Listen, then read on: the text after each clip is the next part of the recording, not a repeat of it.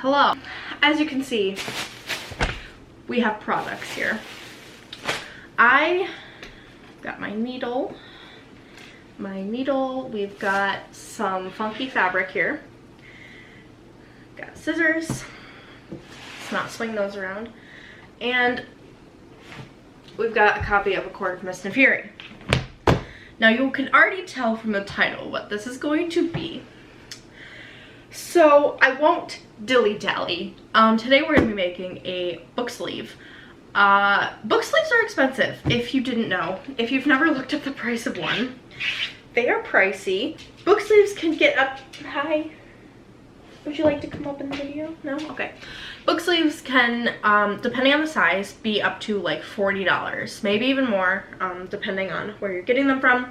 But on Etsy, they can be anywhere from like $20 to $40. So I purchased my own stuff for approximately $40. I got fabric from Joann's. I spent, of course my dog is making noise now. I spent $20 at Joann's, and this, I think I got everything for nearly half off. So keep that in mind. I also got extra stuff you'll see in a minute. This is called, I don't remember what it's called. I will put it right here. But this basically goes in the middle to make it kind of stiff. I don't really know exactly what I'm doing. I have a very rough outline of what I plan to do. So this could go very wrong. I'll probably have a lot of extra fabric left over, so I might make a couple more later and like sell them or do a giveaway. I'm not sure yet, but let me show you what fabric I have.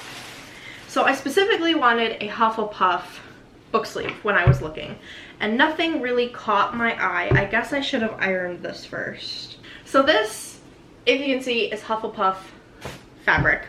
So this, got my thread. I also got this. I got extra thread apparently. That's good to know. So this is fur.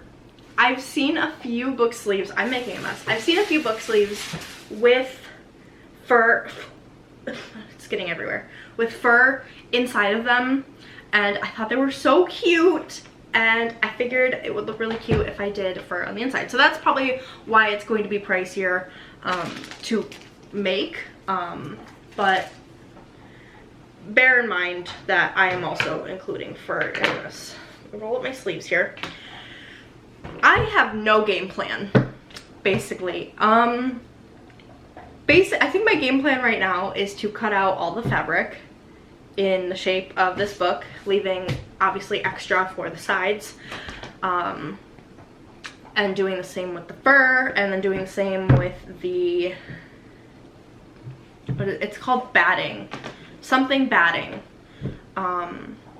But yeah, so we are just gonna get started. Can you even see the, you can't see it on the table, so let me adjust here. So let's just go for it, I suppose. See, I got one full yard of this fabric, and I got half a yard, I believe, of the fur because it was more expensive, and I was like, I probably won't need more than that.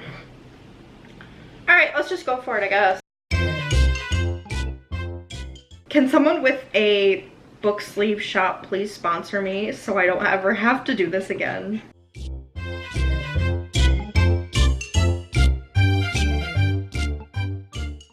I guess I should have cut two pieces at once. That would have made this easier, wouldn't it? So now we've got this size fabric, this much fabric. This is also not going to be a perfect square. So now we're going to take this piece.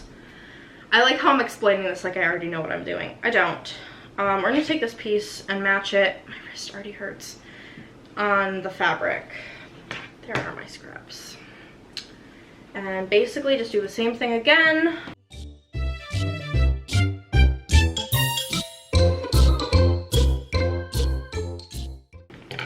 So now that we've got that fabric, we're going to put that to the side. We don't need that anymore.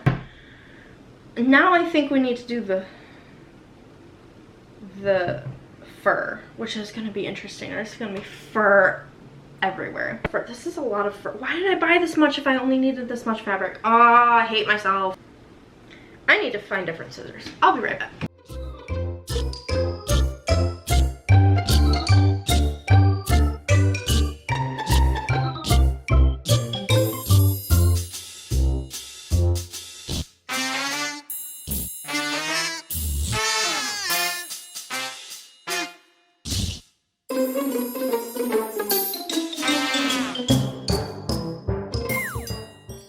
Okay, so now we have two kind of the same size pieces of fur.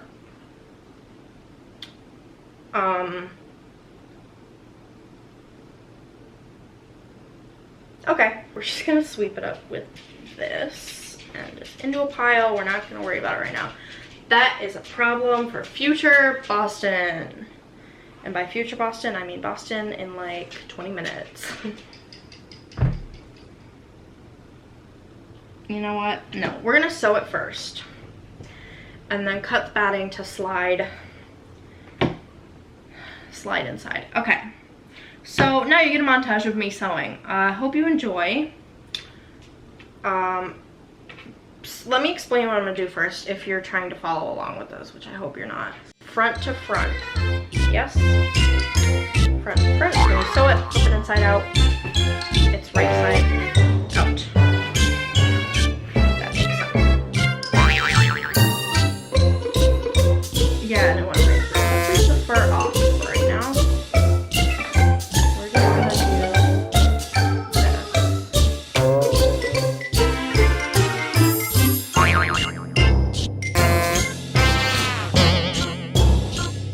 Hello.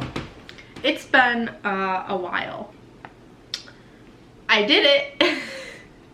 I got the basic outside part all hand sewed. I'm like low-key kind of proud though. Like, look at this. Y'all, I'm proud of this. This is hand sewed. It's a little uneven maybe. I'm gonna sew in this next, the batting, I think, and then just sew the fur over it. I'll see you guys later. Update time. It's now, how much later? An hour later. We have a semblance as hinting of a mediocre book sleeve here. This is what I have. It is fairly stiff, not stiff, but it's fairly thick. I'm actually really low-key kind of proud of this.